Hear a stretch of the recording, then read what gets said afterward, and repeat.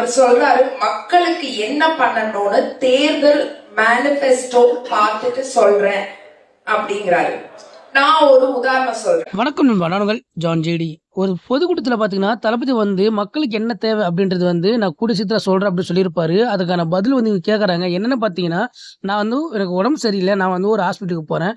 அங்கே பார்த்தீங்கன்னா டாக்டர் கிட்ட நான் சொல்லும் போது டாக்டர் வந்து உங்களுக்கு என்ன தேவை, எந்த ஊசி போடணும் அப்படின்றது வந்து நான் டெக்ஸ்ட் புக்கு பார்த்துட்டு சொல்கிறேன் அப்படின்னு சொன்னால் நான் அதில் இருக்க மாட்டேன், உடனே ஓட்டுருவேன். ஸோ அந்த மாதிரி தான் பார்த்தீங்கன்னா மக்களுக்கு என்ன பண்ணணும் அப்படின்றதே வந்து தெரியல அப்படின்போது மக்கள் எப்படி உங்களை நம்பி ஓட்டு போடுவாங்க, எப்படி வந்து உங்களை நம்பி இருப்பாங்க. ஸோ உங்கள் சைட்லேயே பார்த்தீங்கன்னா கரெக்டான வந்து ப்ராசஸ் எதுவுமே கிடையாது.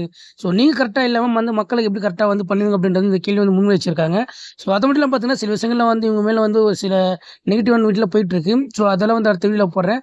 ஸோ இவங்க சொன்ன இந்த ஒரு விஷயத்துக்கு வந்து உங்களோட கருத்தை கமெண்ட் பண்ணுங்கள். முடிஞ்ச சேனலை ஃபாலோ பண்ணிங்க. அவங்க சொன்ன ஒரு வார்த்தை அதை வீடியோ காட்டுற வீடியோ பாருங்கள். வீடியோ பார்த்துட்டு இவங்க சொன்ன கருத்துக்கு வந்து நீங்கள் தளபதிக்கு வந்து எந்த அளவுக்கு வந்து அதை ஏற்றுக்கிறீங்க அப்படின்றத கமெண்ட் பண்ணுங்கள். மக்களுக்கு என்ன பண்ணணுங்கிற புரிதலே இல்லைன்னா எப்படி மக்கள் உங்களை நம்பி ஓட்டு போடணும்னு நீங்க எக்ஸ்பெக்ட் பண்றீங்க?